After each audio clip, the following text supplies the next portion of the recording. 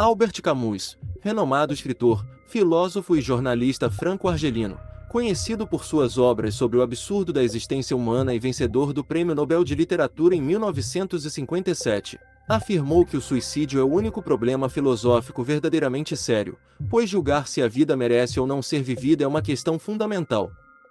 A suicidalidade pode ser definida de forma abrangente como o espectro de pensamentos e comportamentos que vão desde questionamentos sobre o valor da vida até o ato do suicídio.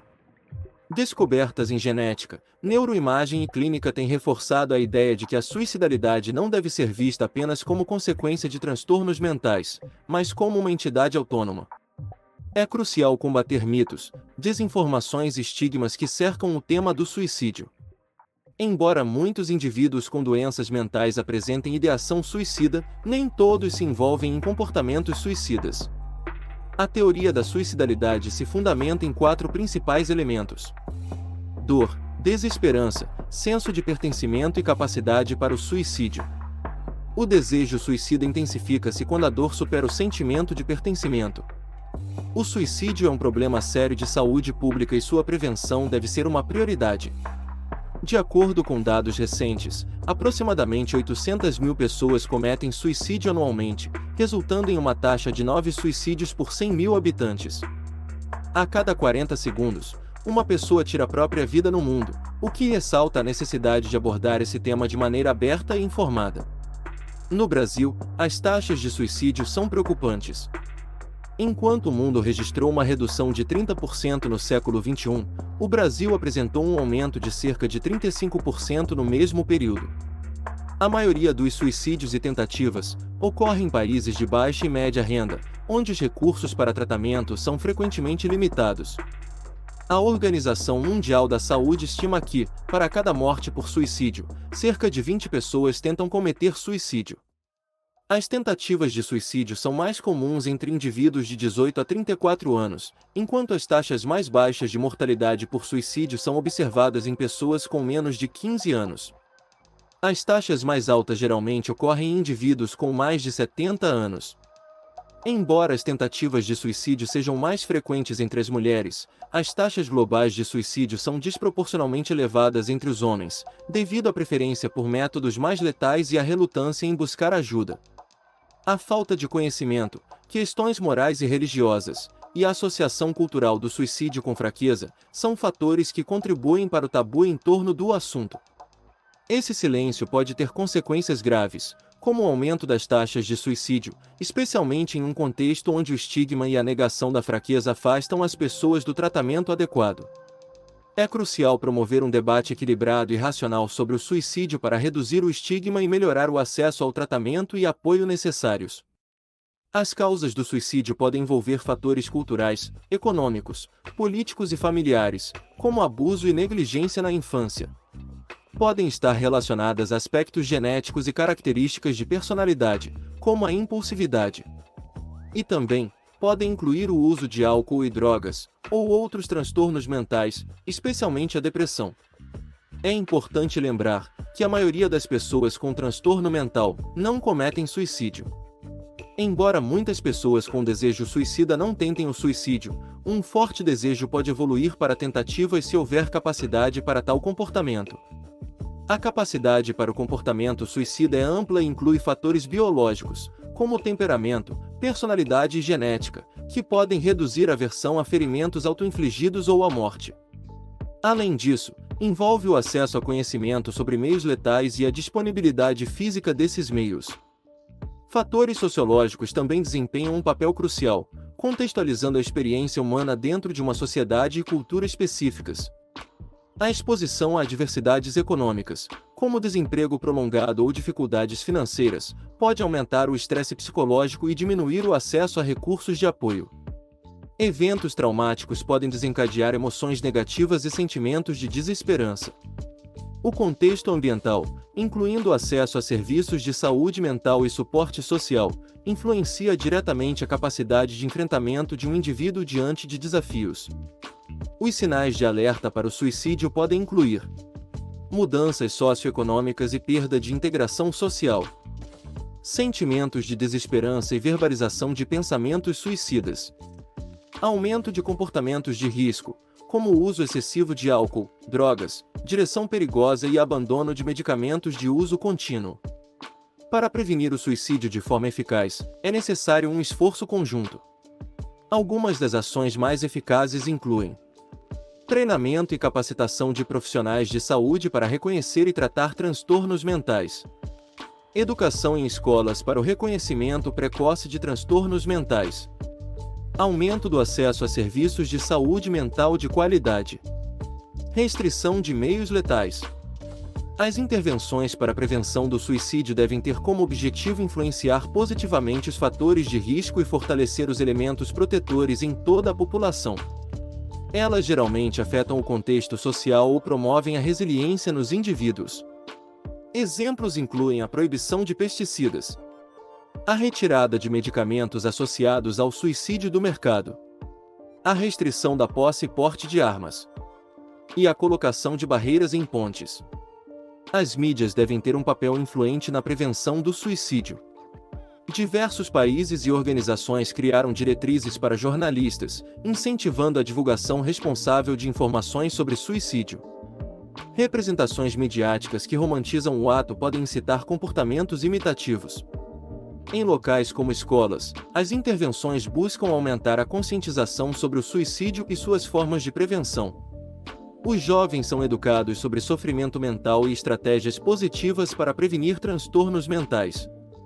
As doenças mentais têm um papel significativo no contexto do suicídio. A proporção de pessoas com doenças mentais no momento do suicídio varia, sendo cerca de 90% na América do Norte e entre 30% a 70% no leste asiático. Embora esses distúrbios possam ser identificados retrospectivamente por meio de autópsias psicológicas, muitas vezes não são diagnosticados ou tratados antes do suicídio, representando uma área onde o risco pode ser modificado.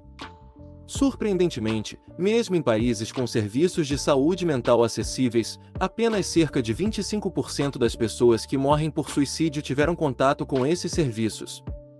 Os transtornos psiquiátricos mais comuns entre pessoas que cometem suicídio incluem transtornos de humor, presentes em 32% a 48% dos casos. Transtornos por uso de substâncias, encontrados em 18% a 40% dos casos. Transtornos de personalidade, observados em 13% a 17% dos casos. E a esquizofrenia, presente em 4% a 24% dos casos. Os profissionais de psiquiatria e psicologia têm um papel fundamental no contexto do suicídio. Eles investigam os fatores mais relevantes, orientam a população e as famílias, e oferecem tratamento e acolhimento às pessoas em sofrimento. A família e os amigos são essenciais na prevenção do suicídio. Devido ao contato mais próximo com a pessoa em risco, eles podem identificar sinais sutis de problemas mentais que médicos ou terapeutas podem não perceber.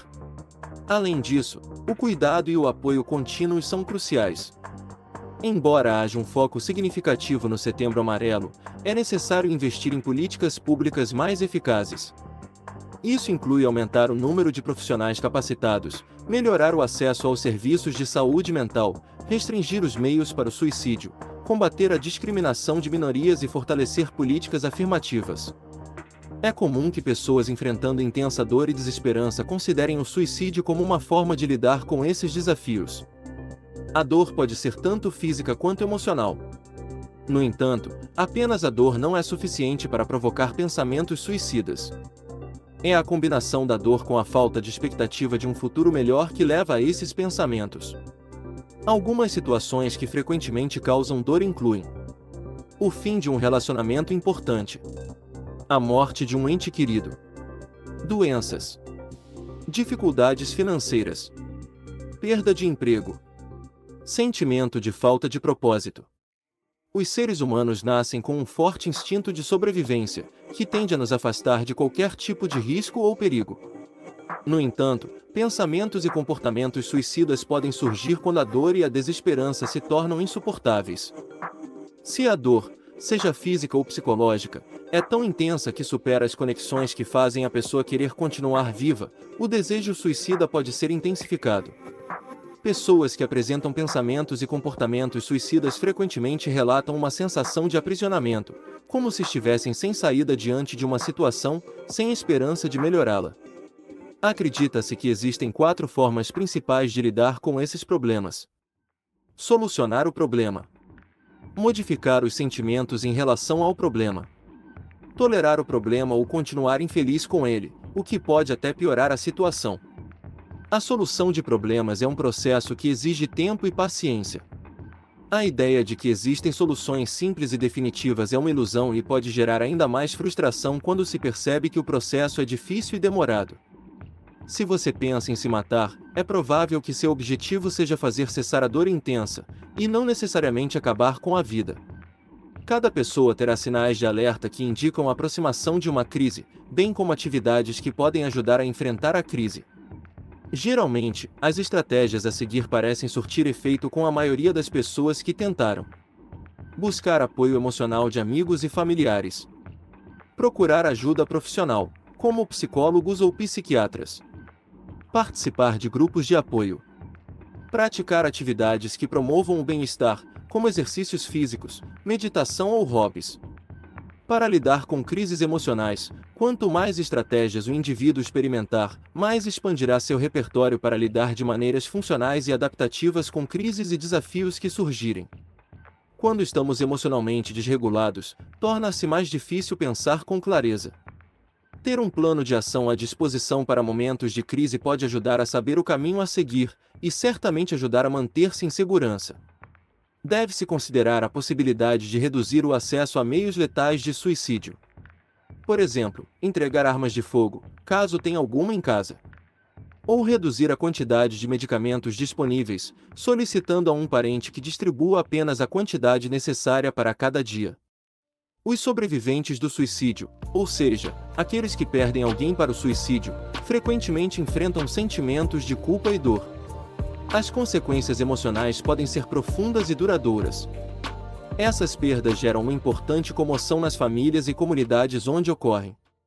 As pessoas que perdem um ente querido por suicídio precisam de suporte contínuo para se reestruturarem psicologicamente. É fundamental que essas pessoas recebam cuidado psicológico e ou psiquiátrico contínuo para monitorar e tratar possíveis problemas de saúde mental. O cuidado e o apoio emocional são essenciais. Participar de grupos de apoio pode ser muito útil, pois permite que compartilhem suas experiências e sentimentos com outras pessoas que passaram por situações semelhantes. Fique atento a esta dica de leitura. O livro Cansei de Viver, e Agora, Guia Prático para Compreender o Suicídio, aborda a complexidade do suicídio. Os autores oferecem uma visão abrangente sobre os fatores que levam uma pessoa a considerar o suicídio. O livro é voltado tanto para especialistas quanto para o público em geral, incluindo pacientes, familiares e qualquer pessoa interessada em entender, prevenir e tratar a suicidalidade. De maneira prática e acessível, a obra apresenta estratégias para reconhecer sinais de risco, além de métodos de tratamento e prevenção. É um guia essencial para quem busca um entendimento mais profundo e prático sobre o tema.